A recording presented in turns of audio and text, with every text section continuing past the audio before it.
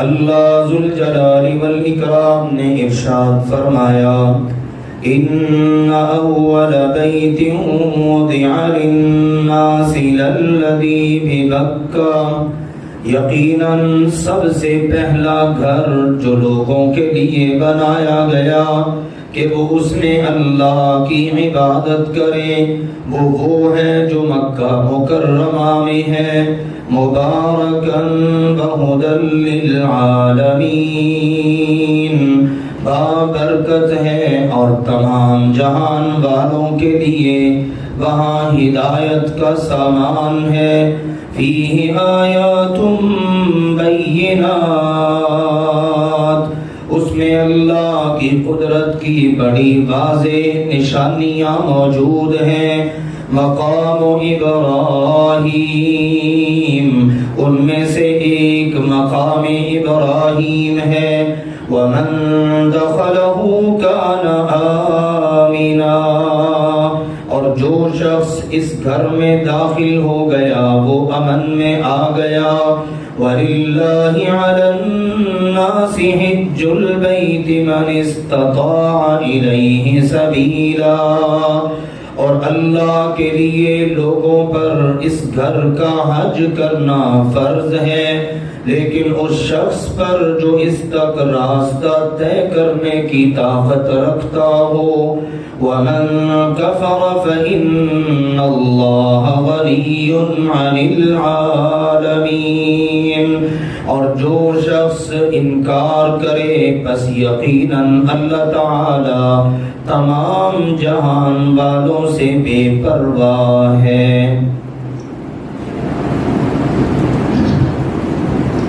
اللہ ذوالجلال والاکرام نے انسانوں اور جنوں کو اپنی عبادت کے لیے پیدا کیا ہے، اور اس عبادت کا پورا شیڈول دے دیا، کیا عبادت کرنی ہے، کیسے کرنی ہے، کب کرنی ہے، ساری کی ساری تعلیمات ارشاد فرما دی گئیں، اور اس کے پریکٹیکل کے لیے باقاعدہ اللہ نے اپنے رسولوں کو مبعوث فرمایا، اور خاص طور پر ہمارے پیارے نبی، سارے نبیوں کے آخر پر آنے والے خاتم النبیین سیدنا محمد کریم صلی اللہ علیہ وآلہ وسلم کہ آپ کو اللہ نے مبعوث کیا، اور آپ نے اپنی امت کو ایک ایک بات واضح کر کے بیان فرما دی۔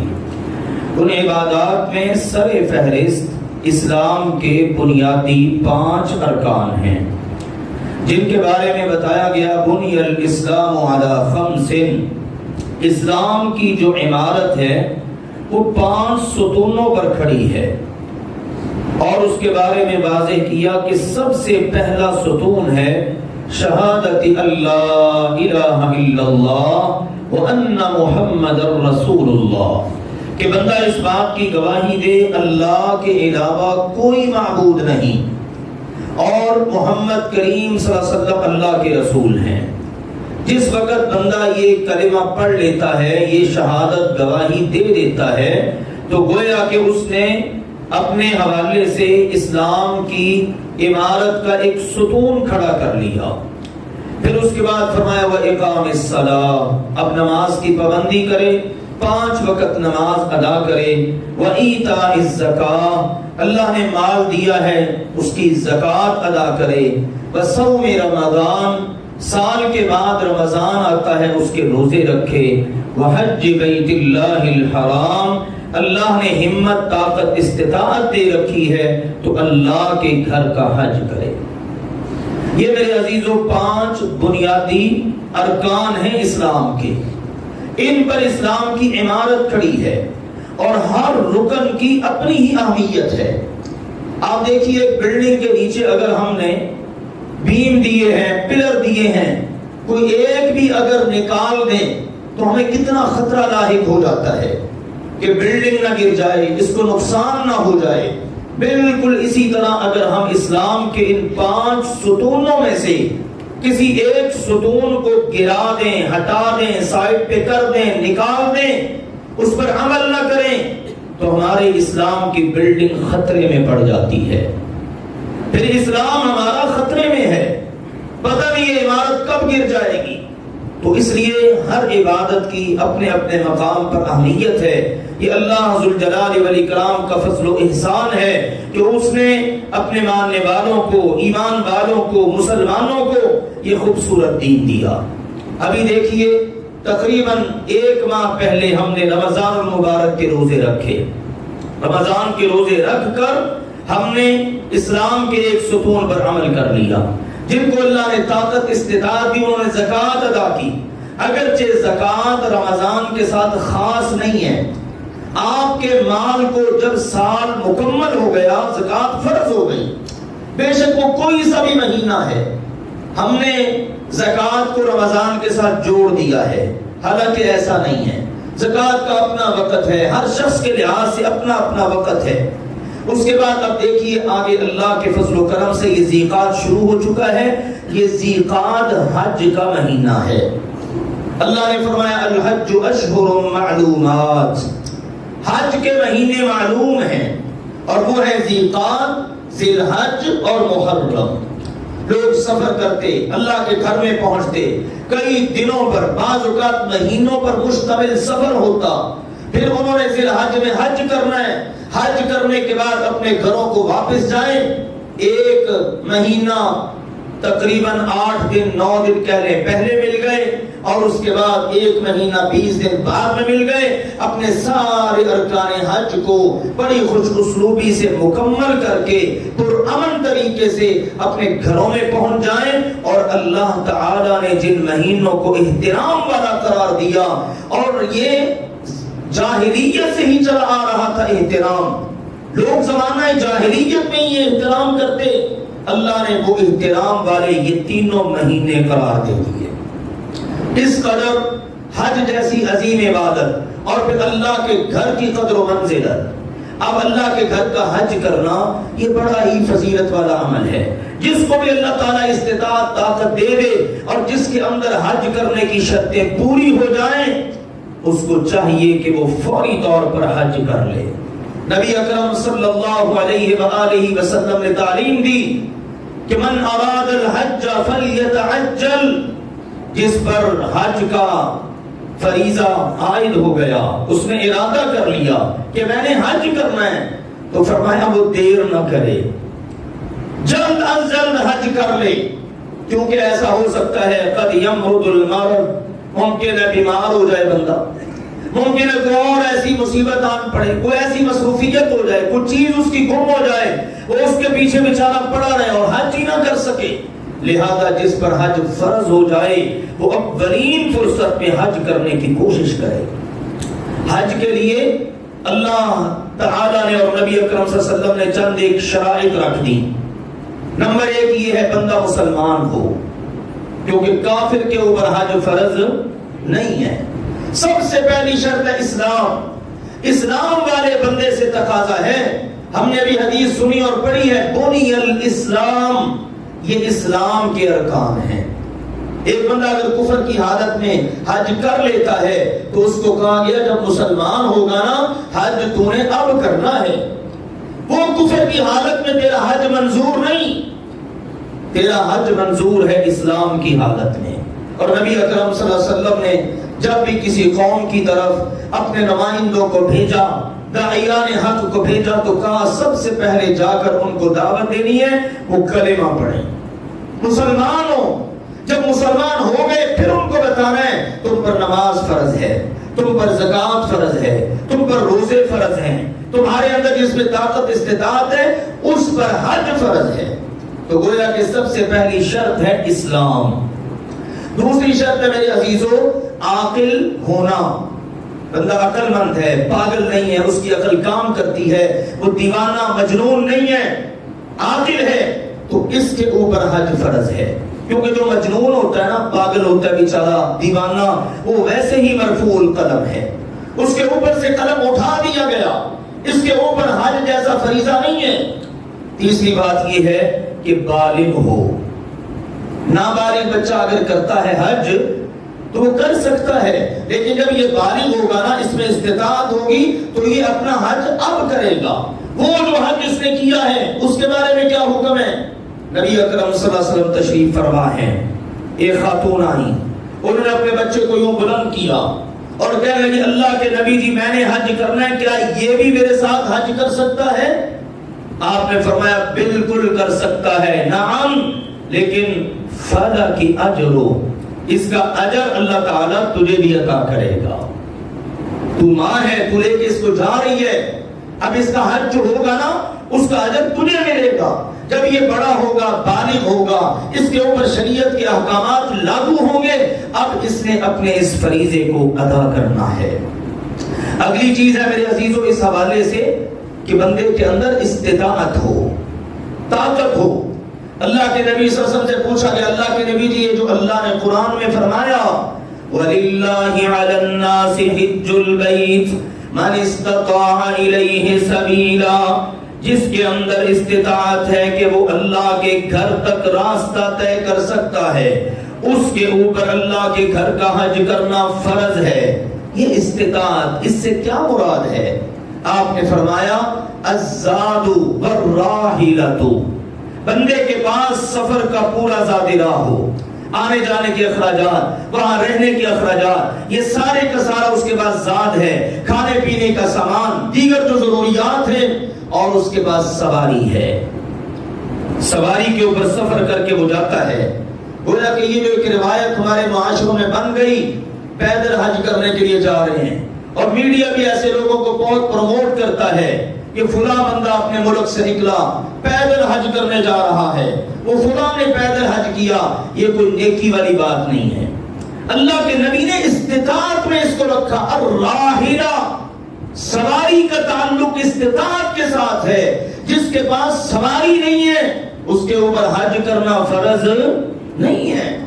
اور پھر میں ابھی آپ کو آگے چل کر اس کی فضیلت پر ایک بڑی پیاری حدیث انشاءاللہ بتاتا ہوں، اور اللہ سے ہم التجا کرتے ہیں یا اللہ ہم سب کو اپنے گھر کا حج کرنے کی سعادت نصیب فرما۔ تو میرے عزیزوں اگلی شرط یہ ہے، بندے کے اندر طاقت ہے تو وہ خود حج کرے۔ اگر اس کے پاس مال تو ہے لیکن طاقت نہیں ہے، استطاعت نہیں ہے، بیمار ہے بیچارہ، پورا اتنا ہو چکا ہے، اب خیال آیا ہے، تو اس کو چاہیے وہ کسی اور کو اپنی طرف سے حج کروا دے، لیکن اس کو کروائے جس نے اپنا حج پہلے کر رکھا ہو۔ ایک خاتون آئی اللہ کے نبی صلی اللہ علیہ وسلم کے پاس، کہنا کہ اللہ کے نبی جی میرے والد پر حج فرض ہو چکا ہے، لیکن وہ اتنے بوڑھے ہیں، سواری پر سوار نہیں ہو سکتے، اب مجھے بتائیے میں ان کی طرف سے حج کر سکتی ہوں؟ فرمایا حجی ان، ہاں بالکل، تو اپنے والد کی طرف سے حج کر۔ ایک شخص کو دیکھا آپ نے احرام پہنا ہوا ہے تو وہ تلبیہ پڑھ رہا ہے، لبیک اللہم لبیک لبیک للحج عن شبرما، یا اللہ میں شبرما کی طرف سے حاضر ہوں۔ آپ نے فرمایا شبرما کون ہے بھائی؟ کہا جی وہ میرا بھائی ہے، چچا زاد بھائی ہے، کزن ہے، وہ نہیں آ سکتا۔ آپ نے فرمایا تو یہ بتا تو نے اپنا حج کر رکھا ہے؟ جی میں نے تو اپنی طرف سے اپنا حج نہیں کیا۔ فرمایا پہلے اپنا حج کر پھر اس کے بعد شبرما کی طرف سے حج کرنا ہے۔ تو یہ دونوں احادیث بتا رہی ہیں اگر کوئی ایسا شخص ہے جس کے اندر راستہ طے کرنے کی طاقت نہیں ہے، جا نہیں سکتا، مال ہے، وہ کسی دوسرے کو حج کروا دے، اس کی طرف سے یہ فریضہ ادا ہو جائے گا۔ اسی طرح میرے عزیزوں عورت، اس کے لیے ایک مزید شرط بھی ہے، اور وہ شرط یہ ہے اس کا محرم اس کے ساتھ ہو۔ عورت محرم کے بغیر سفر حج نہیں کر سکتی۔ آج کل یہ مسائل پیش آ رہے ہیں اور ایک عرصے سے آپ لوگ بھی دیکھ رہے ہیں، ہم بھی، 2 نمبری ہر جگہ پر موجود ہے۔ پچھلے 2 دنوں میں نے کرپشن کے حوالے سے پڑھائے نا، اب آپ اس کی بھی دیکھ لیجیے۔ اللہ کی عبادت جیسے معاملے میں بھی ہم مسلمان کرپشن سے باز نہیں آتے۔ عورت ہے، اس نے جانا ہے، اس نے پونجی جمع کر رکھی ہے اور یہ عمرے پر جانا چاہتی ہے، اس کا محرم کوئی نہیں ہے۔ یہ جو کرتے ہیں کام ایجنٹ، یہ کیا کرتے ہیں؟ یہ کسی اور کو نتھی کر دیتے ہیں ساتھ، یہ اس کا محرم ہے۔ کتنا بڑا ظلم ہے۔ یستخفون من الناس ولا یستخفون من اللہ، اللہ سے نہیں چھپ سکتے۔ اللہ کے گھر جا رہے ہو، حج کے لیے جا رہے ہو، عمرے کے لیے جا رہے ہو، 2 نمبری اس عورت کا محرم اس کے ساتھ ہو، اس کا شوہر، اس کا بیٹا، اس کا والد، اس کا بھائی، چچا، ماموں، یہ محرم جو رشتے ہیں، یہ ان میں سے کوئی نہ کوئی ساتھ ہو. اگر وہ ساتھ ہے تو یہ عورت جا سکتی ہے حج عمرے کے لیے، اگر نہیں ساتھ تو نہیں جا سکتی. پوری حکومتوں نے نظام بنا دیا ہے. یہ بتائیے حکومتیں بڑی ہیں کہ اللہ رسول بڑے ہیں؟ کون بڑا ہے؟ اللہ اور اس کا رسول. اللہ کے رسول فرمائے لا تسافر المرأة بدون محرم. حج کے حوالے سے بالخصوص فرمایا علیحدہ سے ایک عورت آئی، بلکہ آپ کے ساتھ ایک صحابی جا رہے ہیں جہاد پر، اس کی بیوی آ گئی. انہوں نے کہا جی میرا ارادہ حج پر جانے کا اور ان کا ارادہ آپ کے ساتھ جہاد پر جانے کا ہے. آپ نے اپنے صحابی سے کہا جاؤ اپنی بیوی کے ساتھ اور جا کر تم بھی حج کرو. یہ بغیر محرم کے نہیں جا سکتی. آپ اندازہ کریں، آپ نے تو یہ نہیں کہا اتنے لوگ جا رہے ہیں چل تو بھی چلی جا. میرا زمانہ اس جیسا زمانہ تو ہے ہی کوئی نہیں، اتنا امن ہے، پرسکون ہے، جا تو جا کے اکیلی حج کرا، یا کسی اور کو تیرے ساتھ نتھی کر دیتے ہیں. مجھے مجاہدین کی ضرورت ہے، یہ تیرا شوہر میرے ساتھ جا رہے نہیں. میرے عزیزو، اسلام کے مزاج کو سمجھیے، ان تعلیمات کو سمجھیے. آپ غور کیجئے آج ہم کہاں کہاں پر غلطیوں اور کوتاہیوں کا شکار ہیں. اللہ کے نبی صلی اللہ علیہ وسلم نے فرمایا کوئی عورت محرم کے بغیر سفر نہ کرے. اب اگر وہ اللہ کے نبی کے حکم کو رونتی ہے، پامال کرتی ہے، وہ ثواب نہیں کما سکتی. ثواب نہیں کما سکتی. عبادت تب ہوگی جب اس کے اوپر محمد مصطفیٰ صلی اللہ علیہ وسلم کے حکم کی مہر لگی ہوگی. اور یہ اللہ تعالیٰ کی طرف سے فریضہ ہے، اور یہ زندگی میں ایک بار ہے. آپ علیہ الصلوۃ والسلام نے ایک موقع پر، حج کا موقع ہے، آپ علیہ الصلوۃ والسلام ارشاد فرماتے ہیں کہ لوگو اللہ کے گھر کا حج کرو. اللہ ذوالجلال والاکرام نے تمہارے اوپر اس کو فرض کیا ہے. ایھا الناس قد فرض اللہ علیکم الحج فحجوا. اے لوگو اللہ نے تم پر حج کو فرض کر دیا، حج کرو. ایک شخص اٹھا، اس نے سوال کر دیا، اس نے کہا اللہ کے نبی جی یہ بتائیے کیا ہر سال حج فرض ہے؟ آپ خاموش ہو گئے. اس نے پھر سوال دہرایا، آپ نے پھر نظر انداز کر دیا، خاموش ہو گئے. پھر تیسری مرتبہ اس نے سوال کیا، وہ بار بار سوال کر رہے. اللہ کے نبی علیہ السلام خاموش ہیں. جب اس نے تیسری بار سوال کر لیا، آپ نے دیکھ لیا کہ اب یہ سوال کرنے سے رکے گا نہیں، تو آپ علیہ الصلوۃ والسلام نے پھر ارشاد فرمایا لو قلت نعم لوجبت. اگر میں کہہ دیتا ہاں تو یہ ہر سال حج فرض ہو جاتا. وَلَمَا اسْتَطَعْتُمْ، لیکن تمہارے اندر پھر طاقت نہ ہوتی. ہر سال آ کر صاحب استطاعت ہی حج کر لیں تو یہ ممکن نہ ہوتا. اب آپ غور کیجئے اس حدیث پر. پہلی بات تو یہ ہے حج عبادت، اس کی فرضیت، اس کا وجوب، اس کا عمل میں آنا، اس کا ثواب بننا کب ہوگا؟ جب محمد مصطفیٰ صلی اللہ علیہ وسلم فرما دیں گے. یہ ہے آپ کی عظمت و شان، آپ کا مقام و مرتبہ، آپ کی رفعت. یہ مقام دنیا میں کسی کو بھی حاصل نہیں کہ اگر وہ اپنی زبان ہلائے تو اللہ اس کو دین بنا دے. دین اگر بنتا ہے تو صرف اور صرف محمد رسول اللہ صلی اللہ علیہ وسلم کی زبان مبارک سے نکل کر بنتا ہے. پھر آپ نے کیا بات فرمائی کہ ہر سال حج فرض ہو جانا تھا. اگر میں یوں کہہ دیتا، مجھے صرف نعم کہنے کی دیر تھی، میں کہہ دیتا تو ہر سال واجب ہو جاتا، لیکن تم پر اس کے اندر اس کو کرنے کی طاقت تمہارے اندر نہیں تھی. لہذا یہ ہر سال فرض نہیں ہے، یہ زندگی میں ایک بار فرض ہے. اور اتنا پیارا فریضہ ہے. عمر بن عاص حاضر ہوئے، کہتے میرے دل میں اللہ نے اسلام کی محبت ڈال دی. میں نے کہا چلے اسلام قبول کرتا ہوں. اللہ کے نبی کی خدمت میں پہنچا، جی ہاتھ مبارک نکالیے، میں مسلمان ہونا چاہتا ہوں. آپ نے ہاتھ نکالا، میرے دل میں اچانک خیال آیا، میں نے ہاتھ پیچھے کھینچ لیا. آپ نے فرمایا عمر یہ کیا مذاق ہے؟ تم نے خود ہی کہا ہے کہ میں نے اسلام قبول کرنا ہے، میرا ہاتھ نکلوا کے اپنا پیچھے کر لیا. کہا یہ اچانک بات ذہن میں آئی ہے، اتنے پاپ کیے ہیں زمانہ جاہلیت میں، اتنے گناہ کیے ہیں، کفر کیا ہے، مجھے پہلے یہ تو بتائیے میرے گناہوں کا کیا بنا، ان کا کیا بنے گا اگر اسلام قبول کر لوں؟ تو آپ نے بڑی پیاری بات ارشاد فرمائی. فرمایا اما علمت ان الاسلام يهدم ما كان قبله وان الهجرة تهدم ما كان قبلها وان الحج يهدم ما كان قبله. اے عمر کیا تجھے ابھی تک کسی نے یہ بات نہیں بتائی کہ جب بندہ اسلام قبول کر لیتا ہے اللہ پہلے والے سارے گناہ معاف کر دیتا ہے؟ جب بندہ ہجرت کر لیتا ہے اللہ پہلے والے سارے گناہ معاف کر دیتا ہے. جس خوش نصیب کو اللہ ہمت طاقت دے دے وہ حج کر لے اللہ اس کے پہلے والے سارے گناہ معاف کر دیتا ہے. لیکن یہ جزا ہے حج مبرور کی، نیکی پر مشتمل حج کرنا، پھر اس کی بڑی جزا ہے. ایک حدیث سن لیجیے اینڈ پر. فرمایا نبی اکرم صلی اللہ علیہ وسلم نے، طبرانی اور الجامع الصغیر وغیرہ میں حدیث ہے بڑی پیاری، کہ جب بندہ نکلتا ہے اپنے گھر سے حج کے لیے سواری پر سوار ہوتا ہے، سواری کا اٹھنے والا ہر قدم اللہ ہر قدم کے بدلے میں اس حاجی صاحب کے ہر گناہ ایک گناہ کو معاف کر دیتا ہے اور نامہ عمل میں ایک نیکی اللہ درج کروا دیتا ہے. اب جس نے یہاں سے جانا ہے تصور کیجئے کتنے قدم بن سکتے ہیں. ہوائی فضائی سفر کرنا ہے، ساری چیزوں کو جمع کیجئے تو کہاں سے کہاں بات پہنچتی ہے. پھر یہیں پہ بس نہیں، فرمایا جس وقت وہ عرفات میں پہنچتا ہے اللہ چھان کے دیکھتا ہے، سارے فرشتوں سے مخاطب ہوتا ہے، یہ دیکھو میرے بندے بندیاں بڑا گندہ حالوں میں اور کپڑے گرد و غبار سے اٹے ہوئے اور بال بھی ان کے گرد و غبار سے اٹے ہوئے، یہ مجھ سے ڈرتے ہوئے آئے ہیں، میری جنت کی تما رکھتے ہیں، میرے عذابوں سے ڈرتے ہیں. اگر یہ مجھے دیکھ لیں، ابھی انہوں نے مجھے دیکھا نہیں، اگر دیکھ لیں تو ان کی کیا کیفیت ہو. تم گواہ بن جاؤ میں نے ان سب کو معاف کر دیا ہے.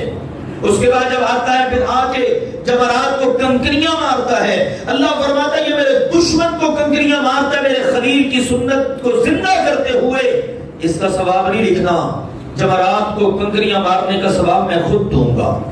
اب جا کے بال منڈواتا ہے، فرمایا ایک ایک بال کے بدلے میں اللہ ایک گناہ معاف کر کے ایک نیکی لکھوا دیتا ہے. پھر جب جا کے یہ بیت اللہ کا طواف کرتا ہے نا، طواف سے جب فارغ ہوتا ہے اللہ تعالیٰ کی طرف سے اعلان ہوتا ہے اب یہ بندہ گناہوں سے ایسے ہی پاک ہو گیا جیسے یہ اپنی ماں کے بطن سے دنیا میں آیا تھا تب پاک تھا. تو میرے عزیزو یہ حج ایسی پیاری عبادت ہے. اللہ تعالیٰ سے دعا ہے اللہ تعالیٰ ارکان اسلام کما حق کو ہم سب کو ادا کرنے کی توفیق عطا فرمائے. اور یہ حج جس کا مختصراً تذکرہ ہم نے کیا اور سنا اللہ ہم سب کو اس کی سعادت نصیب فرمائے اور اس کی بدولت ہمارے سب گناہوں کو معاف فرمائے. وآخر دعوانا ان الحمدللہ رب العالمین.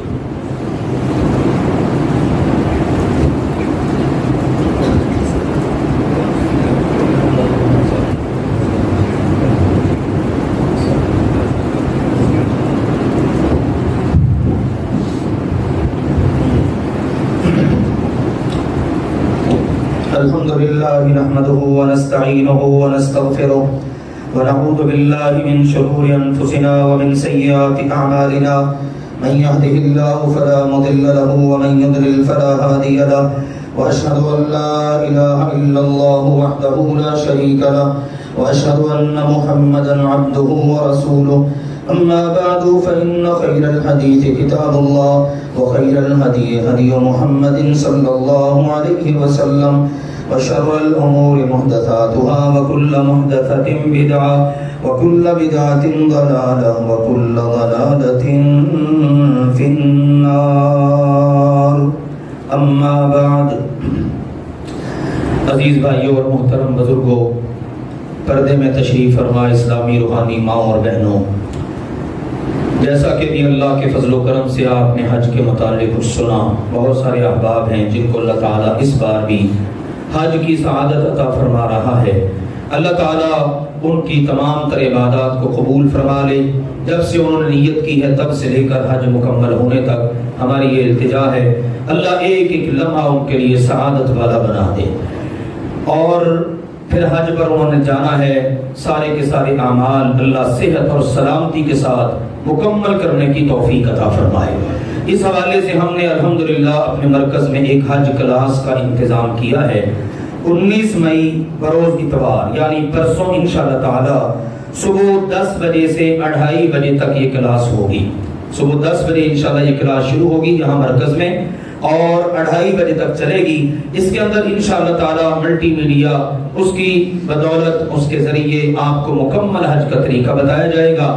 تشریف لا رہے ہیں ایک عظیم شخصیت ہے محترم جناب مفتی جنید اقبال صاحب جو کہ الحمدللہ مدینہ منورہ میں پڑھتے رہے وہاں سے فاضل ہیں اور باقاعدہ طور پر حج ماشاءاللہ انہوں نے ایک بار نہیں متعدد بار کیا ہے. تو میری گزارش ہے جو حضرات و خواتین اس سال حج پر تشریف لے جا رہے ہیں وہ انشاءاللہ پرسوں یہ کلاس اٹینڈ کریں. انشاءاللہ آپ کو بہت فائدہ ہوگا. بہت سارے احباب بتاتے ہیں متعدد جگہوں پر انہوں نے وہ کلاسیں اٹینڈ کی ہیں لیکن بہت ساری تشنگیاں رہ جاتی ہیں. سوال ہوتے ہیں ذہنوں میں وہ کہیں پر کرنے کی جسارت ہی بندہ نہیں کرتا یہ اگلے ہی موقع نہیں دیتے. انشاءاللہ یہاں پر آپ کے ذہن میں جو سوالات ہوں گے بعد میں سوال و جواب کی نشست بھی ہوگی. آپ بلا جھجک اپنے ذہن میں آنے والے سوالات اور تعلیمات کے حوالے سے رہنمائی آپ لیں. تو پرسوں انشاءاللہ جو حضرات نہیں بھی جا رہے وہ بھی آ سکتے ہیں. انشاءاللہ نیت رکھیں یا اللہ حج کی کلاس ہم نے پڑھ لی ہے اب اگلے اسباب تو نے پیدا کرنے ہیں. اللہ کے لیے تو کوئی مشکل نہیں ہے نا اسباب تو اللہ نے پیدا کرنے ہیں. تو اس لیے انشاءاللہ پرسوں یہ کلاس اٹینڈ فرمائیں. اللہ آپ سب کو برکتیں عطا فرمائے. اس کے علاوہ انشاءاللہ عید الاضحیٰ اللہ کے فضل و کرم سے وہ بھی قریب ہے. جو حج پر نہیں جائیں گے وہ عید الاضحیٰ کے موقع پر قربانیوں کا نذرانہ انشاءاللہ پیش کریں گے. ہر سال کی طرح اس بار بھی اپنے مرکز میں اجتماعی قربانی کا انتظام کیا گیا ہے. اس مرتبہ ہم نے 2 کیٹیگریاں بنائی ہیں. ایک ہے گائے اور ایک ہے بچڑا. بچڑے کے بارے میں بعض اوقات ساتھی سوال کرتے ہیں یہ گائے کا بچہ ہے ینگ جانور خوبصورت جو ہمیشہ آتے ہیں. آپ کو پتہ ہے اس بار مہنگائی زیادہ ہے تو ہم نے کہا ذرا تھوڑا سا ریلیف بھی ملنا چاہیے. بعض لوگ زیادہ نہیں کر سکتے تو بچڑا جو ینگ جانور ہے اس کا ایک حصہ ہے 30,000 روپے اور جو گائے ہے اس کا حصہ ہے 25,000 روپے. تو آپ احباب یہاں پر اگر اجتماعی قربانی میں حصہ ڈالنا چاہتے ہیں تو بر وقت اپنی امانتیں انشاءاللہ جمع کروائیں. ماشاءاللہ ابھی شوال کا مہینہ ابتدا میں ہی تھا عید الفطر کے بعد ہی کالیں آنا شروع ہو گئی جی ہماری بکنگ کے لیے. ہم نے کہا ابھی تو ہم نے اس کا پلان ہی کوئی نہیں بنایا. تو اب الحمدللہ بات مکمل ہو چکی ہے اللہ کا شکر ہے. تو جو احباب اس میں شامل ہونا چاہتے ہیں وہ بر وقت اپنے حصے انشاءاللہ منتخب کروا لیں. اس کے ساتھ ساتھ آپ کو بتائیں اس بار غزہ کا ایشو ویسے تو مان پڑ چکا ہے اب بڑے بڑے فتنے اور آنے شروع ہو چکے ہیں. بہرحال اللہ ذوالجلال والاکرام دنیا بھر میں مظلوم مسلمانوں کی مدد فرمائے. غزہ میں بھی انشاءاللہ قربانیاں کروانے کا انتظام ہے ہمیشہ کی طرح. آپ کو پتہ آپ کی جماعت ماشاءاللہ یہ کام کرتی ہے.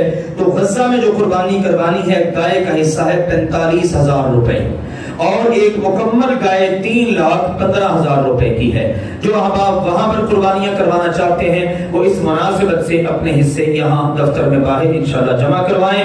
اللہ ذوالجلال والاکرام آپ سب کو برکتیں عطا فرمائے. عزیزوں آخر میں یہ عرض کرنا ہے ہمارے یہاں الحمدللہ جو مدرسے قائم ہیں آپ کو پتہ ہی ہے آپ آگاہ ہیں. یہاں مدرسہ علی المرتضیٰ اور ساتھ والی بلڈنگ میں مدرسہ فاطمہ الزہرا. بچے بچیاں الحمدللہ حفظ قرآن ناظرہ قرآن اور عالم فاضل کورسز ماشاءاللہ یہ سارے کرتے ہیں. آج ہمارے لیے یہ خوشی اور سعادت کی بات ہے ہمارے استاذ محترم ہیں قاری وقاص رحمانی صاحب. ان کی کلاس ہے زید بن ثابت. اس کے بچے اس کلاس کے بچے عزیر ابو بکر بن ابو بکر اس بچے نے ماشاءاللہ اپنا قرآن پاک مکمل حفظ کر لیا ہے اللہ کی توفیق سے. ہمیشہ کی طرح جس طرح دوسرے بچے اپنا آخری سبق جمعے کے بعد سناتے رہے یہ بچہ بھی انشاءاللہ ابھی جمعے کے فوراً بعد اپنا آخری سبق سنائے گا.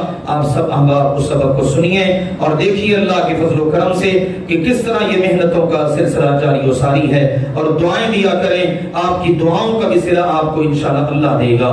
اللہ ذوالجلال والاکرام ہم سب کی حسنات کو قبول فرمائے. وآخر دعوانا ان الحمدللہ رب العالمین.